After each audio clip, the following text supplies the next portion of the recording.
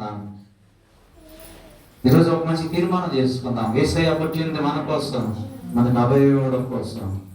యేసయ్య మన దారికి వచ్చాడండి, మనల్ని తన దారికి తీసుకుని పోవడానికి. యేసయ్య దూతను పంపి మరి గొల్లల దారికి వచ్చి గొల్లలను తన దారికి తెచ్చుకున్నాడు. ఈరోజు దీని కోసం, నా కోసం యేసయ్య రక్షకుడు ఈ లోకంలో ఆయన వచ్చి మన దారికి వచ్చి మనలను తన దారికి రమ్మంటున్నాడు. ఇది మార్గము, సత్యమును, జీవమునై ఉన్నానని, ఈ మార్గానికి రండి అని, నన్ను వెంబడించండి అని. నేను ముందు పోకుండా నేను వెనకాల వచ్చి మిమ్మల్ని ముందు నేను నెట్టను, నేను ముందు పోతుంటాను. మీరు నా మార్గంలో నా వెనకాల నన్ను వెంబడించండి అని, నాకు శిష్యులై ఉండండి అని ప్రభు కోరుతుంటున్నాడు.